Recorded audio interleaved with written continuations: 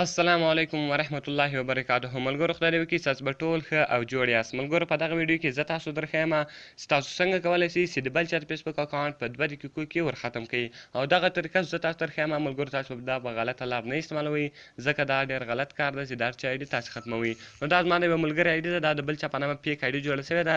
نو پیک آیډیانې چې کله جوړې شي بیا یې تاسو استعمالولی شئ دغه لار. نو ملګرو اوس هم پیک آیډي جوړه شوې ده، زه دا پیک آیډي ختموم. نو درځئ ځو ملګرو د ویډیو په طرف ویډیو شروع کوو. ملګرو تر ویډیو شروع کېدو مخکې چیرې تاسو ویډیو لایک کړی نه وي مهرباني سره وکړئ ویډیو سره لایک کړئ او د هغه رقم زموږ چینل سره سبسکرایب کړئ ځکه موږ په خپل چینل کې هر ورځ د هغه رقم ښایسته ویډیوې اپلوډوو. نو ملګرو تر ټولو مخکې تاسو لاړ شئ خپل فیسبوک اکاونټ په خلاص کړئ. کله چې تاسو خپل فیسبوک اکاونټ خلاص کړئ دلته به تاسو د سرچ ته راسئ. کله چې سرچ ته رالاست دلته به تاسو هغه سړی سرچ کړئ د کوم سړي آیډي چې تاسو وربندول غواړئ.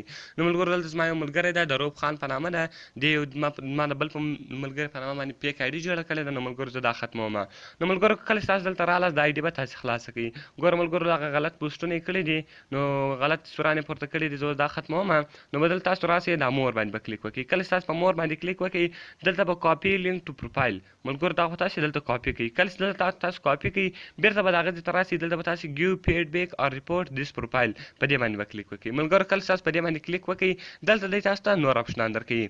نو ملګرو دلته به تاسو راسئ پیک اکاونټ ته، په پیک اکاونټ باندې به کلیک سره وکړئ. اوس به ملګرو تاسو سینډ ووایي. کله چې تاسو سینډ ووایي ګوره دا سینډینګ روان ده. د هغه رقم اوس دلته تاسو راسئ ګوره پیک اکاونټ هغه پیک د مثال د هغه رقم دلته تاسو راسئ ریپورټ ا پرابلم، په دا ریپورټ ا پرابلم باندې به کلیک وکړئ. ملګرو کله چې تاسو په ریپورټ ا پرابلم باندې کلیک وکړئ د هغه رقم دلته ګوره یو کوچنی نشان ده، په دې باندې به کلیک سره وکړئ. ملګرو کله چې تاسو په دې باندې کلیک وکړئ بیا به د هغه رقم دلته راسئ تاسو به ریپورټ ووایي.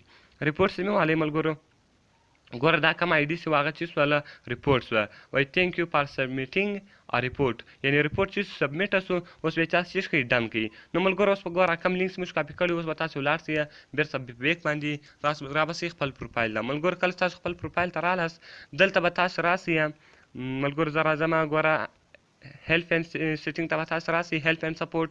په هیلپ اینډ سپورټ کې به تاسو په ریپورټ ا پرابلم باندې کلیک وکړئ. په ریپورټ ا پرابلم باندې کلیک وکړئ د هغه رقم به اوس دلته راسئ سم ثینګز ایزنټ ورکینګ په دې باندې به کلیک وکړئ.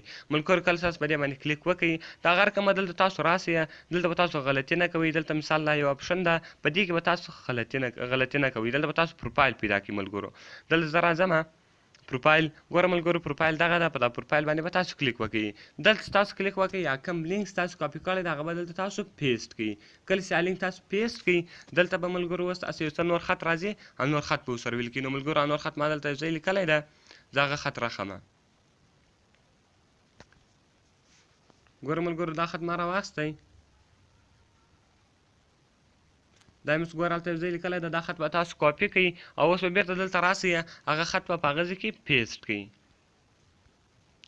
دا به تر هغه لینک له مخه به دا خط پیسټ کړئ. کله چې تر لینک له مخه دا خط تاسو پیسټ کړئ اوس به دلته ملګرو تاسو سینډ ووایي. کله چې تاسو سینډ ووایي اوس به ملګرو ګوره فینالایزینګ روان ده فینالایزینګ ریپورټ دا آیډي به چې ریپورټ به شي. کله چې دغه آیډي ریپورټ شوله دا په 24 ګنټې اندر کې له ټوله فیسبوکه چې کېږي ختمیږي. نو دغه طریقه اوس بیا درته وایم ملګرو دغه طریقه به تاسو په غلطه لار نه استعمالوئ، د هر چا آیډي به تاسو نه بندوئ.